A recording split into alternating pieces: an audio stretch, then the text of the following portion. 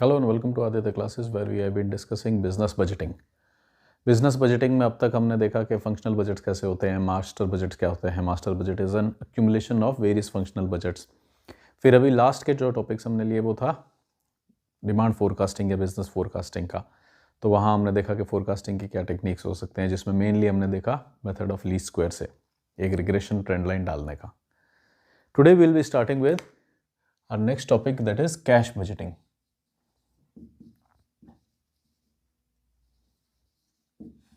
So we'll be trying to prepare a cash budget.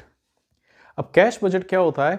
अब तक हमने जो बाकी के फंक्शनल बजट्स देखे थे वो बेसिकली एक डिपार्टमेंट के बजट होते थे कि हमारे को जो मार्केटिंग डिपार्टमेंट है, सेल्स डिपार्टमेंट है, उसने सेल्स बजट ला करके दे दिया. उस सेल्स बजट के हिसाब से हमने प्रोडक्शन बजट बना लिया.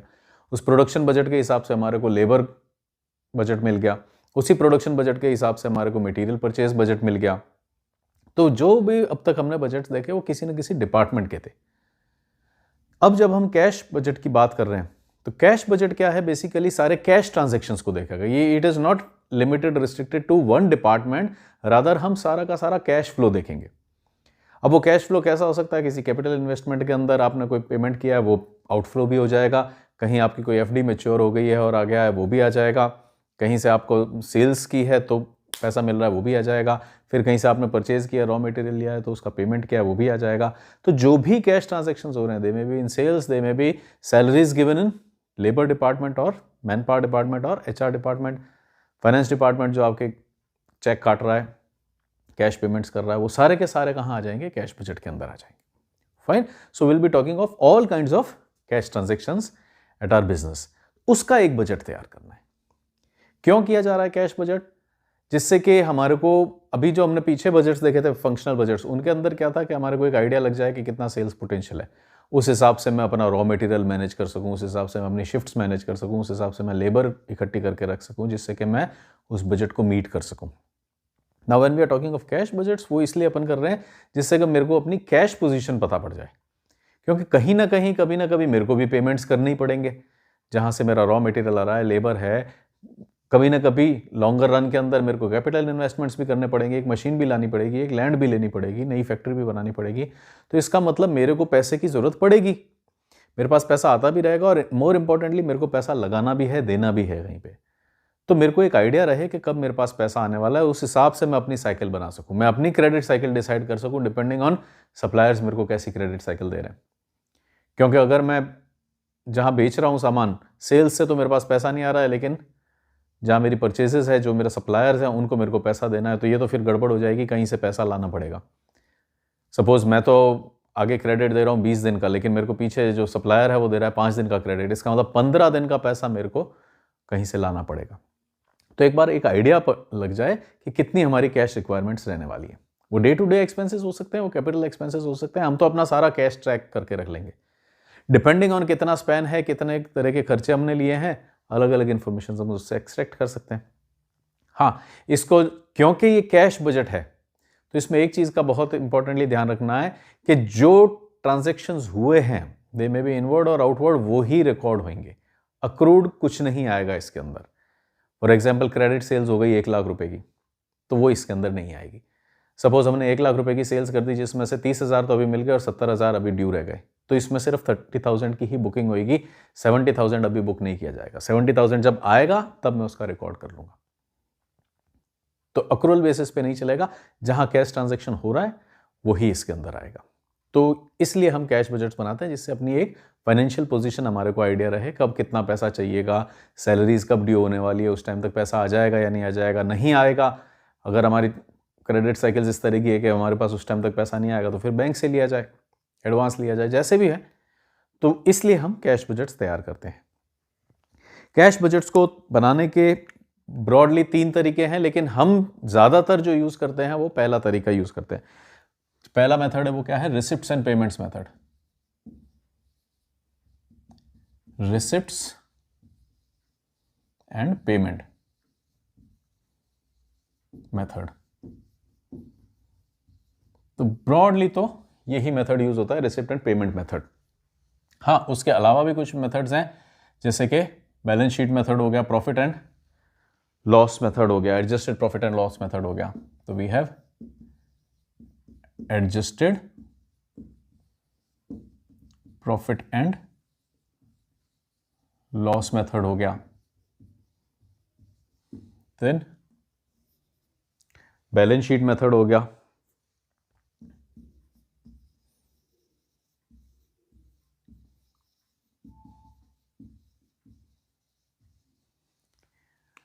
तो अब हर मेथड की अपनी यूटिलिटी रहेगी, डिपेंडिंग ऑन कैसा क्वेश्चन है, किस तरह की इंफॉर्मेशन अवेलेबल है, क्या हम प्रोजेक्ट करना चाह रहे हैं.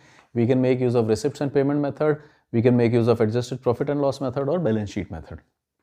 हम जैसे जैसे इन क्वेश्चंस को करते जाएंगे, इनके प्रोज कॉन्स एडवांटेजेस डिसएडवांटेजेस हमारे सामने आते जाएंगे.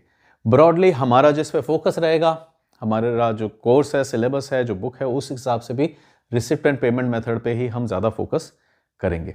तो I will flash first question over here और फिर उस क्वेश्चन को अपन देखते हैं कि किस तरह से सॉल्व किया जा सकता है. हाँ, अब जो ये कैश बजट्स हम बना रहे हैं उनके अंदर अगर हम देखें तो ब्रॉडली एक फॉर्मेट हम फॉलो करते हैं. जनरली उस फॉर्मेट में क्या रहेगा कि पहले हम सारी रिसिप्ट्स ले आएंगे, जो भी रिसिप्ट्स आ रही हैं, और फिर हम यहाँ पे पेमेंट्स लिख देंगे कि जो भी हमारे पेमेंट्स बाहर जाने हैं, आउटवर्ड पेमेंट्स जो भी हमारे होने वाले हैं, तो फिर सारे पेमेंट्स आ जाएंगे और अल्टीमेटली जो बैलेंस होगा वहां से हमारे को पता पड़ जाएगा कि what is our status.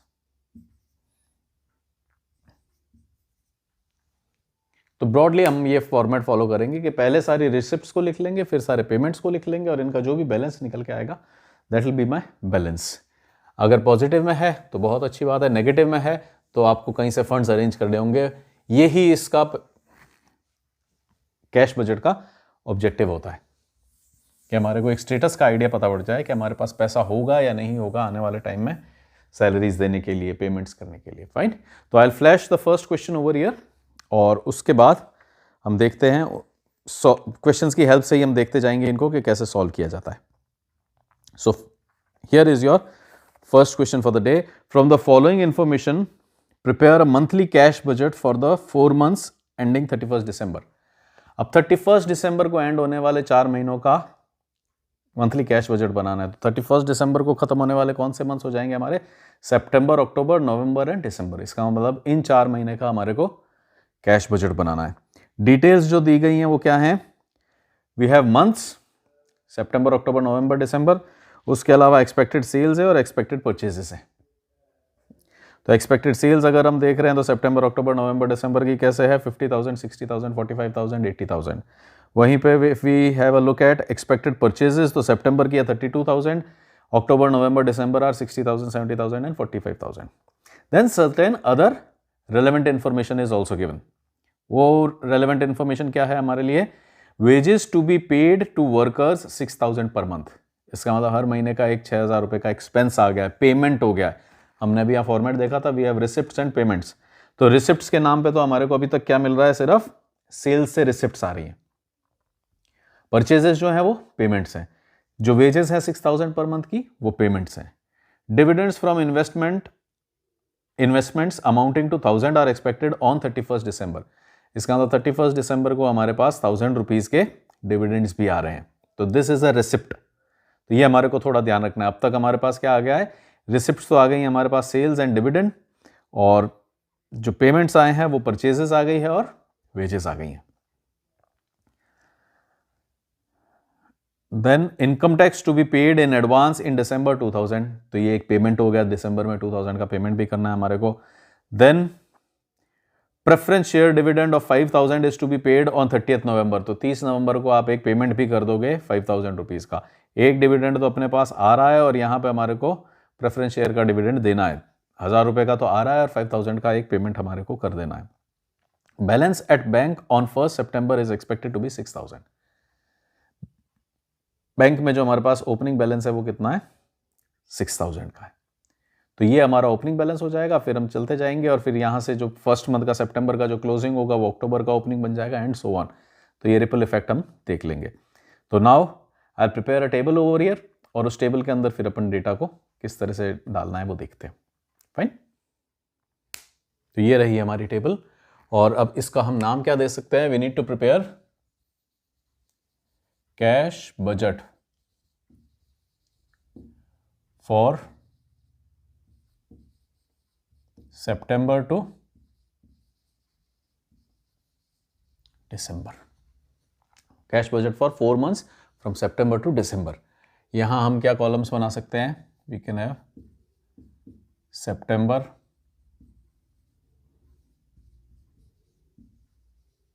October, November and December. यहां हम कर सकते हैं पर्टिकुलर्स. पर्टिकुलर्स में बैलेंस ब्रॉट डाउन, जो हम पीछे से बैलेंस लेकर के आ रहे हैं. जो हमारे केस में कितना दिया गया है हमारे को? बैंक में 6000 रहेगा. ये हमारा एक एडजस्टमेंट दिया हुआ है एडिशनल इंफॉर्मेशन में, पॉइंट ई. अब उसके अलावा हमारे को सारी रिसिप्ट्स को बुक करना है. रिसिप्ट्स किस तरह की होने वाली है हमारे पास? एक तो होने वाली है जो सेल्स से होने वाली है, और उसके अलावा एक डिविडेंड आने वाला है 1000 रुपीज का. तो 2 रिसिप्ट्स है हमारे पास. पेमेंट्स बाकी सारे हैं. परचेजेस का जो है वो पेमेंट हो जाएगा, वेजेस का जो हम दे रहे हैं वो पेमेंट्स हो जाएंगे, इनकम टैक्स का जो एडवांस इनकम टैक्स है वो पेमेंट है, प्रेफरेंस शेयर का जो डिविडेंड दे रहे हैं वो भी एक पेमेंट है इन नवंबर. तो यहां पे हम शुरू कर सकते हैं कि सबसे पहले तो कलर्स अलग अलग हम ले लेते हैं जिससे कि क्लियरली दिख जाए. बैलेंस ब्रॉट डाउन हो गया हमारे पास. उसके बाद let us say we have our receipts. Receipts के अंदर हमारे पास क्या है? रिसिप्ट्स के अंदर हमारे पास एक तो है सेल्स, और दूसरा एक हमारे पास आने वाला है dividend. I'll make use of some other color.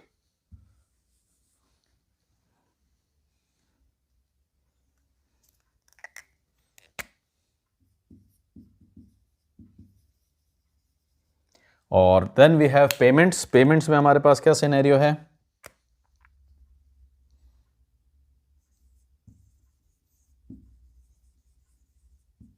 Payments, और यहां लिख देते हैं हम कैश अवेलेबल. इनका टोटल दे देगा हमारे को कैश अवेलेबल.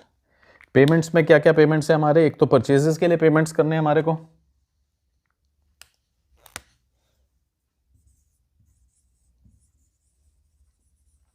उसके अलावा वेजेस हैं हमारे, अंदर एक प्रेफरेंस शेयर डिविडेंड देना है हमारे को,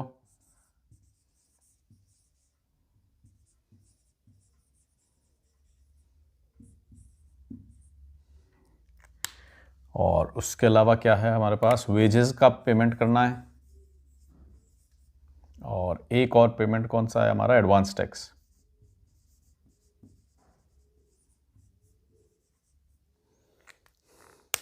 तो एक बार हम यहाँ पे थोड़ा सा देख लेते हैं क्या क्या एडजस्टमेंट्स है हमारे. रिसिप्ट्स में सेल आ गया, परचेज आ गया. टेबल से तो ये 2 चीजें आ रही है. Wages are to be paid, then there is a dividend of 1000 is expected. ये रिसिप्ट में आ गया एक dividend. Then income tax, advance income tax pay करना है, वो यहाँ पर आ गया. और फिर एक प्रेफरेंस शेयर डिविडेंड है, वो यहाँ पर आ गया. कंप्लीट हो गया. सारे हमने एडजस्टमेंट्स यहाँ पर लिख दिए. हाँ, अब अगर हम चाहें तो इनकी एंट्रीज भी कर सकते हैं. For example, dividends from investments amounting to 1000 are expected on 31 December. 31 दिसंबर को कितने डिविडेंड आ रहे हैं हमारे पास? 1000 रुपीज का. ये आएगा आपके पास. तो वेजेस कितनी कितनी पे करनी है? 6000 पर मंथ. तो वेजेस जो पे करनी है वो हर महीने कितनी है? 6000.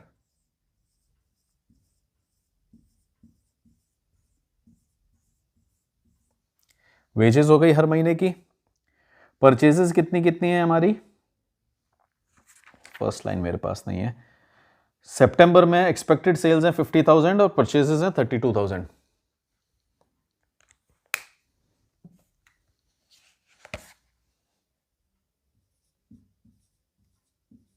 $50,000 परचेजेस हैं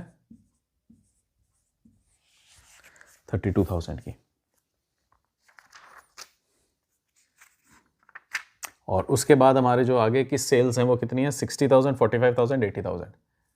60,000, 45,000 एंड 80.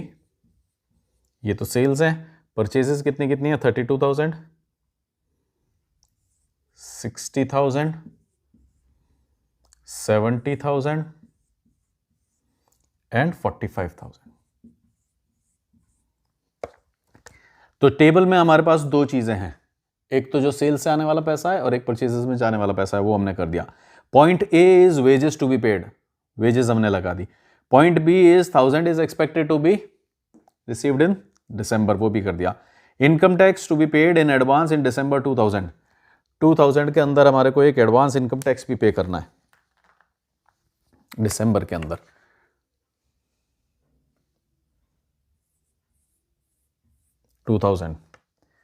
फिर हमारे पास है preference share dividend of ₹5,000 to be paid on 30th नवंबर।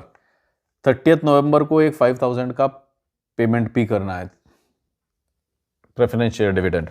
तो प्रेफरेंस शेयर डिविडेंड हमने ब्लू से लिखा है, तो I will put it down in blue. 5,000 का एक नवंबर में पेमेंट होने वाला है। प्रेफरेंस शेयर डिविडेंड का और कहीं कोई पेमेंट नहीं है, और एडवांस में जो आप टैक्स दे रहे हैं उसका भी और कहीं कोई पेमेंट नहीं है, सिर्फ दिसंबर में आएगा। डिविडेंड की रिसिप्ट एक सिर्फ यहाँ आएगी। तो रिसिप्ट्स अपनी सारी हो गई, परचेजेस हो गया, वेजेस हो गया, एवरीथिंग हैज बीन डन। अब हम चाहें तो इसको टोटल कर सकते हैं और हमारे को पता पड़ जाएगा कि कितना यहाँ क्लोजिंग आ रहा है और कितना आगे ओपनिंग बन रहा है। तो लेट अस से यहाँ पे क्या आ गया अपने पास, रिसिप्ट्स आ गई, पेमेंट्स आ गई, कैश अवेलेबल आ गया, और यहाँ पे हम लिख देते हैं पेमेंट्स,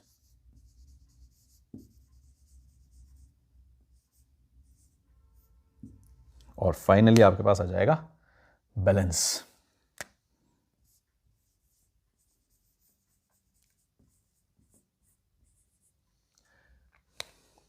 कैरिड।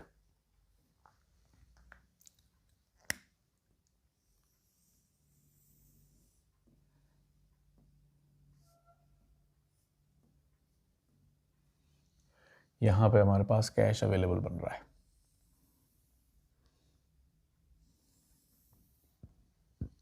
इधर हमारे पास पेमेंट्स बन रहे हैं।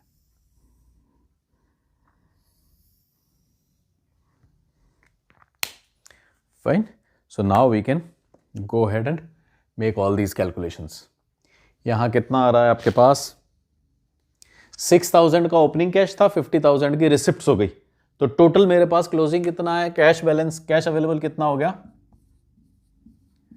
56,000।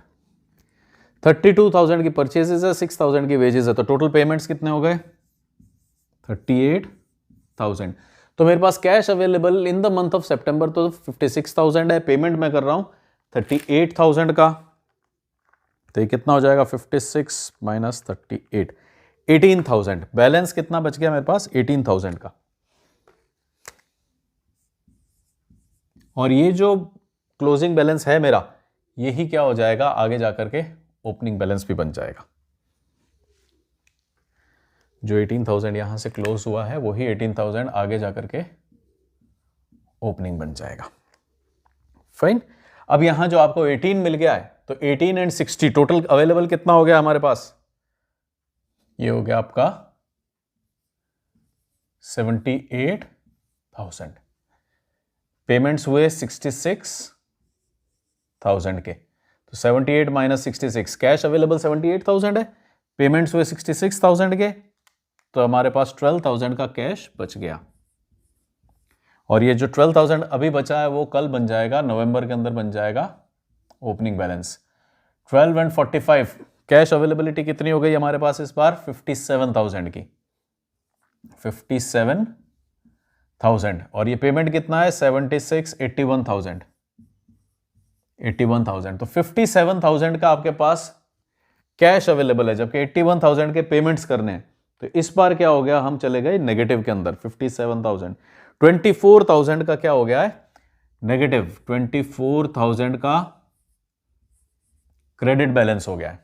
अब या तो आप इसको ओडी कह सकते हैं कि अगर बैंक से हमने ओवरड्राफ्ट लिया तो ओवरड्राफ्ट है, अदरवाइज ये 24,000 का एक क्रेडिट बैलेंस एक्सपेक्टेड है, क्योंकि ये बजट है तो अभी ये हुआ नहीं है, बट जैसे हमारे रिसिप्ट्स एंड पेमेंट्स दिख रहे हैं उस हिसाब से एक 24,000 का क्रेडिट आने वाला है।